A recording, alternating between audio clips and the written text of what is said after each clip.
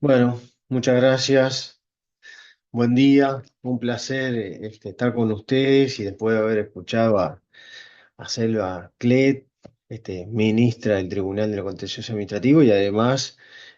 miembro de la Comisión de la Reforma del Código, que ella decía, parece una reforma pequeña, pero claramente no lo es.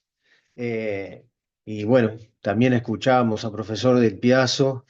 Es catedrático de Derecho Administrativo y también miembro integrante de la comisión en cuanto a la trascendencia que tiene la explicitación de todos esos principios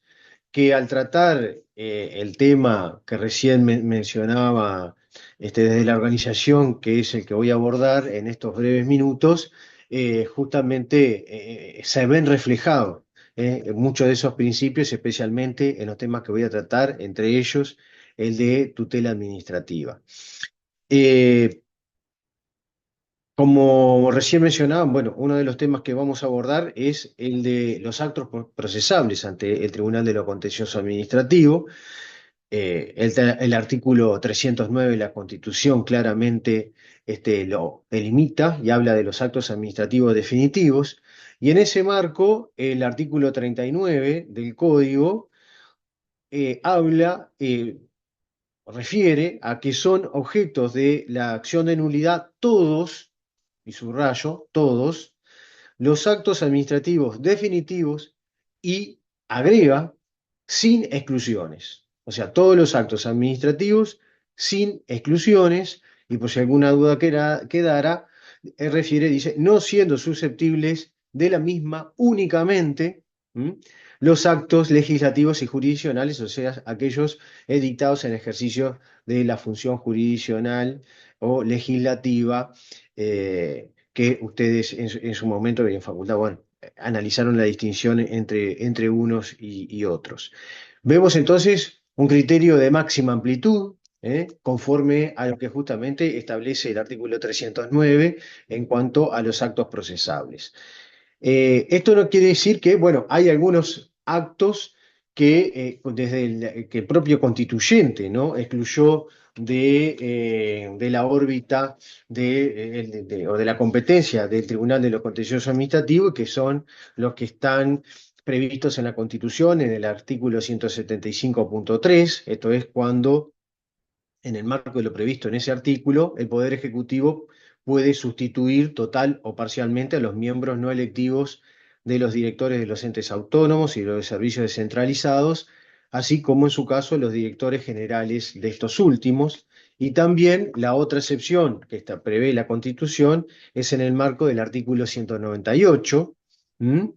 Que en referencia, que dice, lo dispuesto en el artículo precedente, el 197, es sin perjuicio de la facultad del Poder Ejecutivo de destituir a los miembros de los directorios o los directores generales, convenia de la Cámara de Senadores, etc. Estas dos normas están expresamente excluidas de la jurisdicción de contencioso administrativa, justamente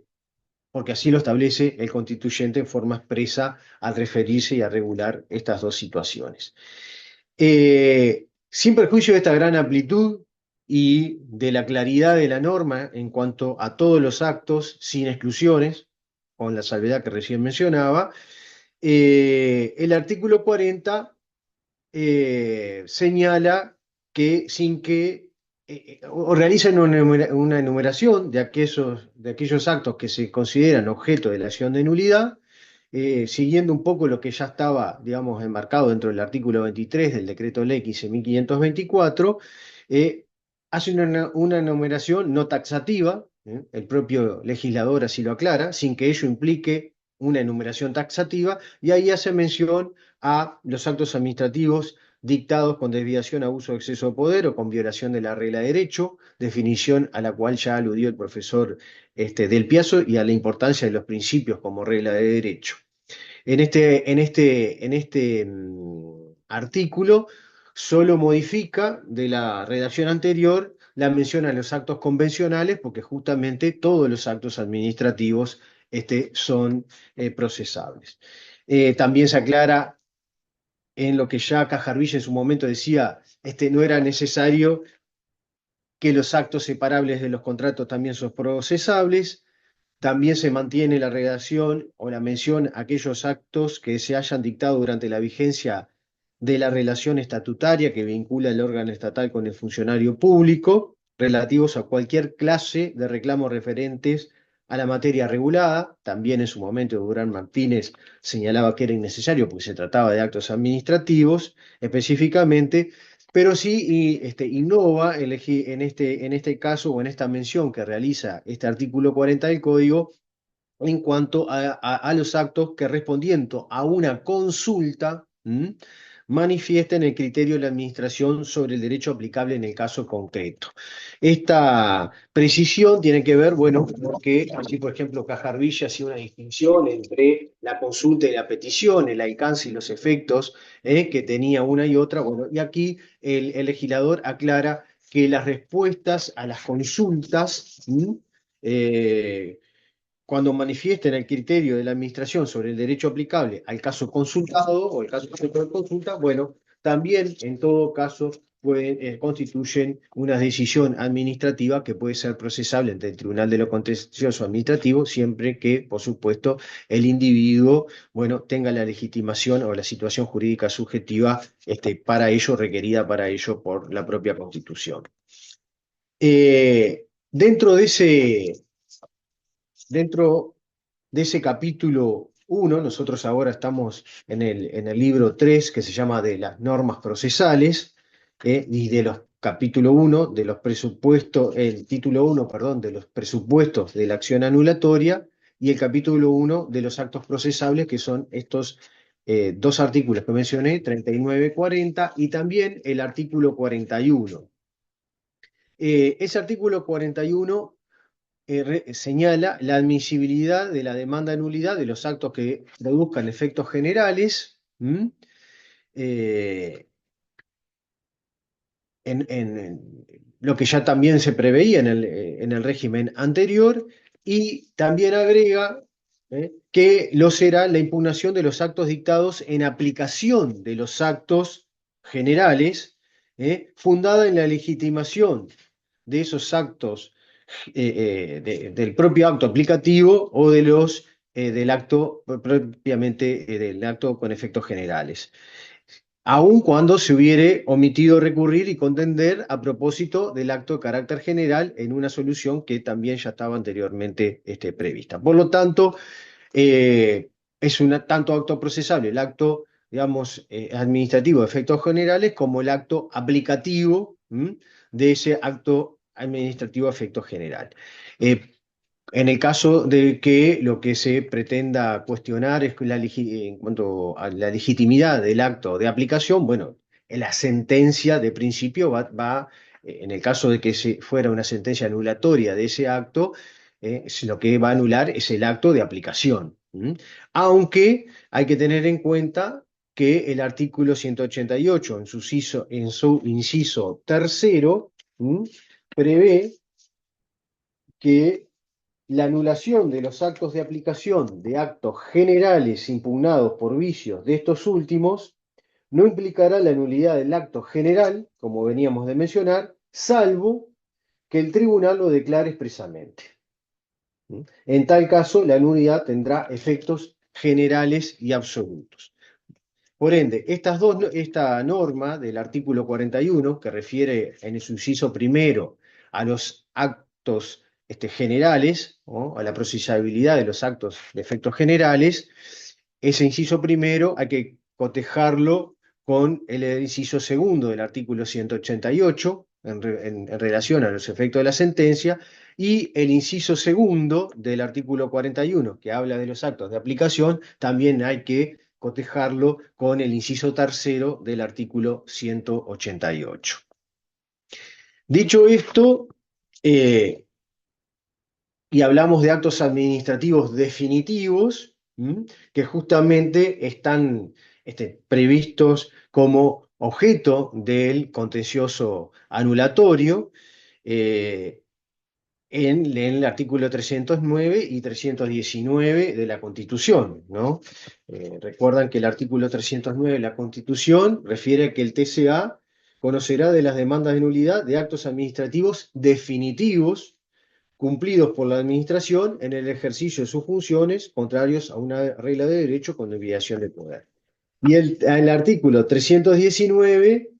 refiere a que la acción de nulidad ante el Tribunal de lo Contencioso Administrativo no podrá ejercerse si antes no se ha agotado la vía administrativa mediante los recursos correspondientes. Por lo tanto, acto definitivo, conforme a lo definido en el 309 y 319 de la Constitución, y también, así lo recoge el artículo 42 del Código, son aquellos respectos de los cuales se ha agotado la vía administrativa a través de los recursos, del recurso o los recursos que pudieran corresponder en este sentido y obteniendo de esa forma la última expresión de voluntad de la Administración. Justamente ese artículo 42 refiere a que los actos administrativos adquieren carácter definitivo cuando a su respecto se agotó la vía administrativa mediante estos dos supuestos. El agotamiento expreso a través de la última expresión de voluntad manifestada al resolver los recursos administrativos y el agotamiento ficto que se configura por el transcurso del plazo para resolver sobre él o los recursos que correspondan sin que exista una decisión expresa en ese sentido. El artículo 43 del Código reitera, al mencionar en su acápite los recursos administrativos procedentes, que la acción de nulidad no podrá ejercerse si previamente no ha sido agotada la vía administrativa, esto es, si no tenemos un acto administrativo definitivo. Y allí ese artículo enumera los recursos procedentes que ustedes ya conocen, y por supuesto acá el código no innova, porque la Constitución establece los recursos que corresponden respecto de cada acto administrativo, y allí de forma muy clara detalla los casos en que procede cada uno de los recursos, ¿no? De revocación, bueno, jerárquico, cuando el acto fue dictado por un órgano sometido a jerarquía, y en su caso el recurso de anulación para ante el Poder Ejecutivo en los casos en que el acto fue dictado por un órgano sometido a tutela administrativa, como dice la Constitución, pero que el Código además aclara, por si alguna duda cabiera al respecto, dice cuando el acto administrativo ya ha sido dictado por el directorio o director general de un servicio descentralizado. Esto es que cuando se encuentra bajo tutela administrativa. En ese mismo artículo 43, algo que ya la doctora Clet mencionaba, refiere al caso del acto dictado en ejercicio de atribuciones delegadas o subdelegadas. En este sentido, señala el código que cuando el acto administrativo sea dictado en ejercicio de atribuciones delegadas o subdelegadas, deberá contener constancia expresa de ello con señalamiento de la correspondiente resolución delegatoria. Y esto es bien importante porque, bueno, a veces se plantean dudas de si el acto administrativo fue dictado en ejercicio de atribuciones delegadas o no, o esto es bajo, por ejemplo, con competencia propia, o sea, por un órgano desconcentrado en su caso. Entonces, en ese sentido, el código aclara la necesidad justamente de que la resolución disponga si ese acto fue dictado en ejercicio de atribuciones delegadas o subdelegadas, ya que, como ustedes saben, en esos casos el acto dictado, el acto que se dictó se imputa al delegante y no al delegado. Y en la parte final de ese artículo 43, y en referencia a esto que venimos de mencionar, el código señala que si se omitiere dejar constancia del carácter delegado o subdelegado de las atribuciones, se considerará bien agotada la vía administrativa, tanto si se interponen los recursos que correspondan contra los actos dictados por el órgano emisor en ejercicio de su propia competencia, como si se interponen los que proceden contra las decisiones que se dicten en ejercicio de atribuciones delegadas. En estos casos, el agotamiento ficto de la vía administrativa se configurará en el plazo que corresponda con los recursos interpuestos por el administrado. Ustedes observen que es esto de la tutela administrativa a que refería hoy el profesor Del Piazzo, también se ve reflejado en estas normas que pueden presentar alguna complejidad para quien se tiene que resolver sobre qué recursos o recursos debe interponer en los casos de un órgano que dicta el acto en ejercicio de atribuciones delegadas y la obligación a la administración de aclarar las circunstancias en que se dicta ese acto y, bueno, y la consecuencia que ello tiene que recién mencionábamos. Otro aspecto importante, bueno, es en referencia a a la publicidad de los actos administrativos. El artículo 44 vuelve sobre que en todos los casos corresponde notificar personalmente los actos administrativos que produzcan efectos jurídicos particulares y, en su caso, publicar en el diario oficial los actos administrativos que produzcan efectos jurídicos generales.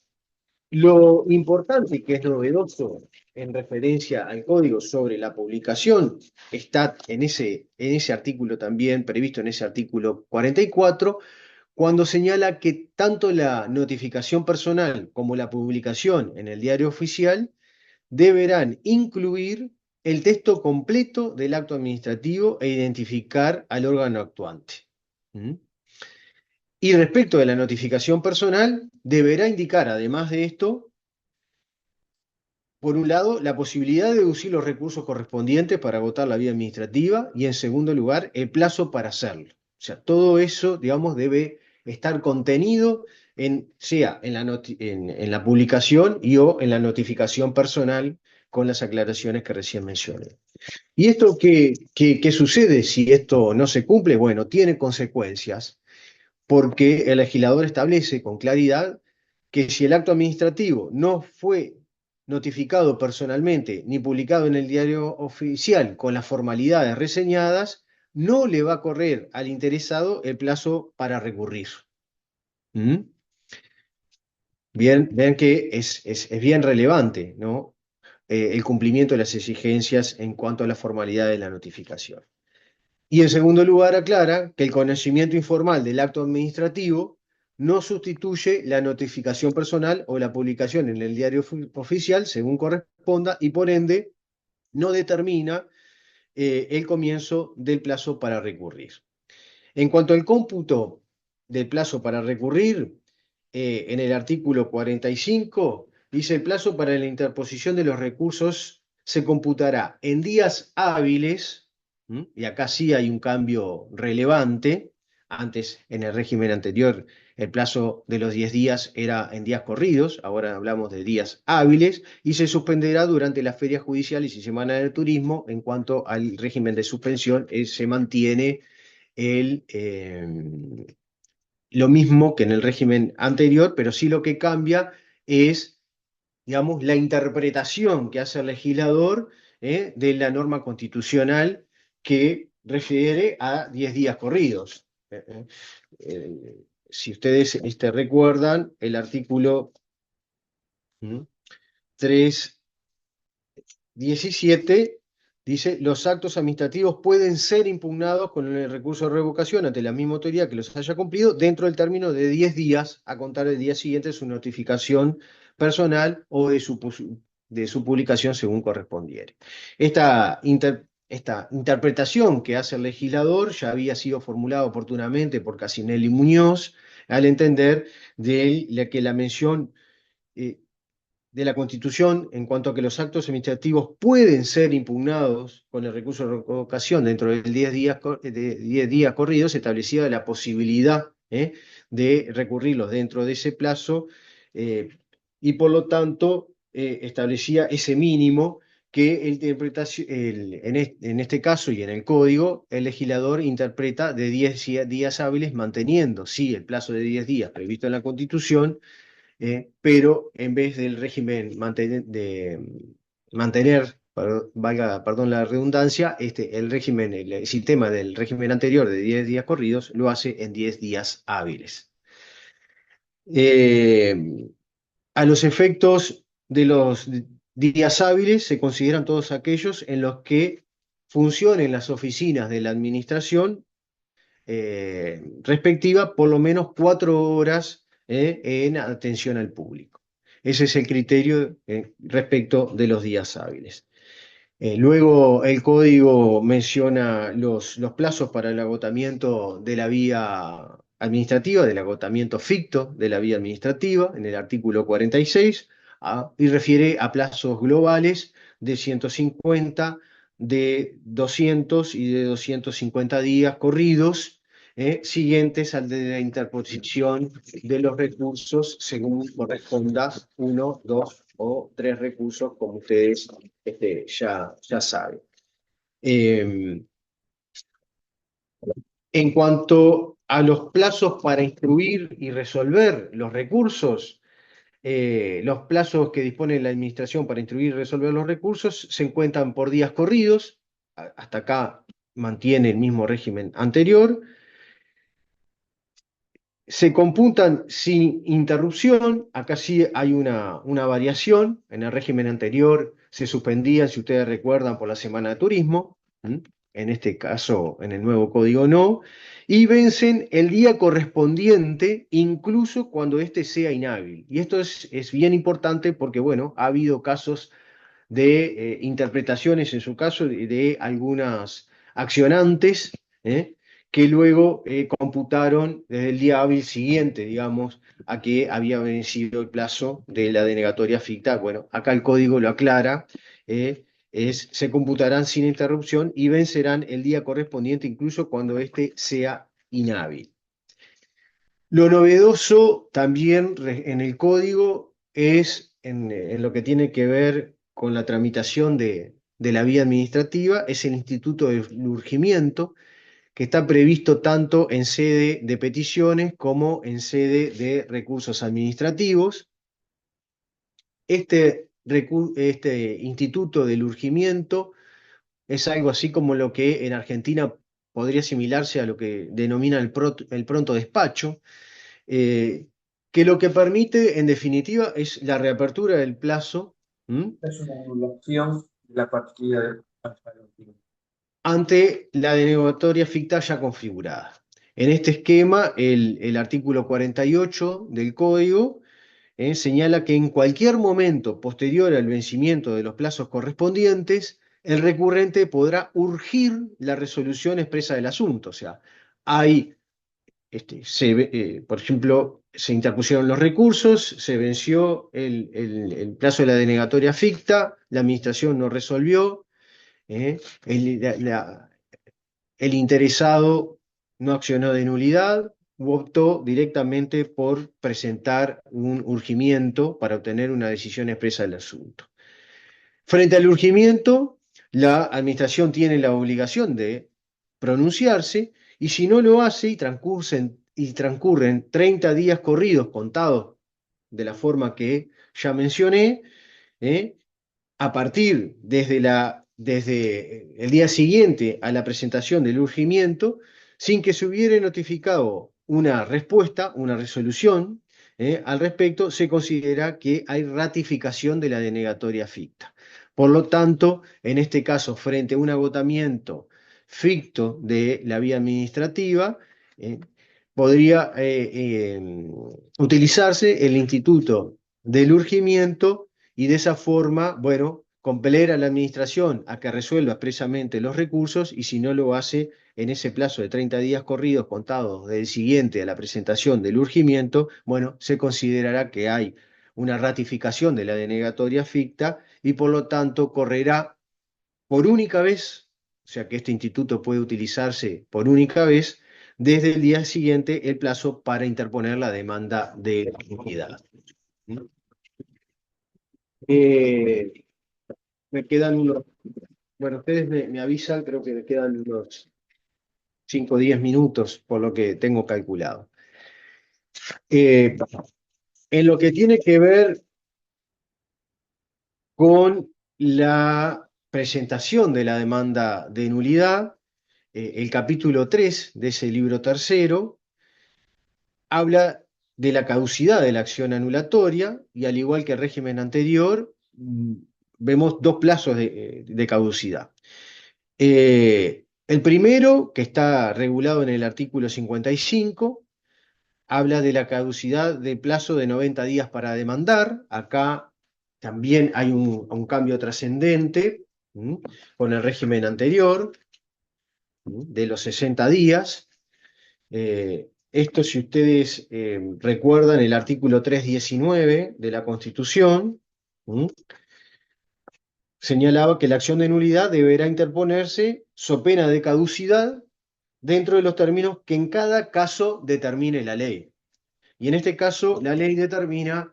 que el plazo para la presentación de la demanda de nulidad será de 90 días corridos. El cómputo de los plazos para demandar está regulado en el artículo 57. Dice, el plazo de 90 días para presentar la demanda de nulidad se contará por días corridos y se suspenderá durante las ferias judiciales y la semana de turismo, al igual que el régimen anterior. Por lo tanto, la demanda de nulidad debe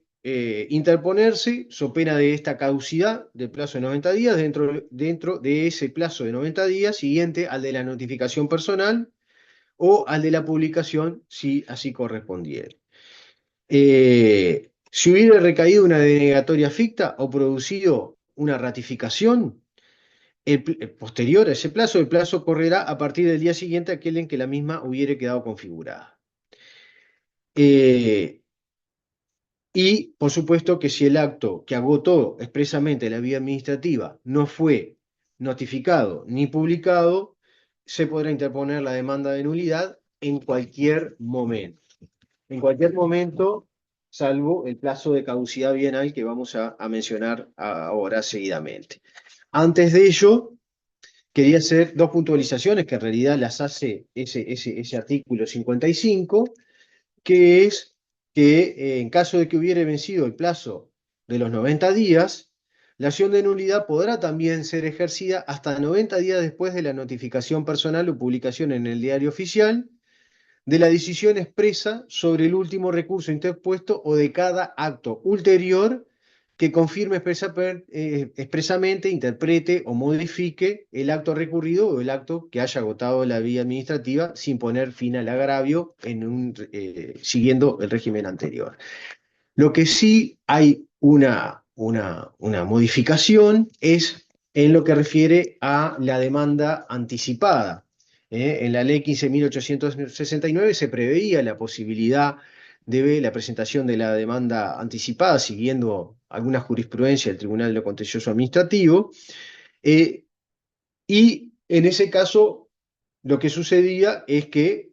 la demanda quedaba, digamos, suspendida la tramitación de la misma hasta que se acreditara el agotamiento de la vía administrativa. En ese aspecto, el código, digamos, sigue el mismo lineamiento. Dice: el tribunal competente, de oficio o petición de parte, declarará que la demanda se presentó antes de estar agotada la vía administrativa, se suspenderán los procedimientos hasta que se cumpla dicho requisito. Lo novedoso es que,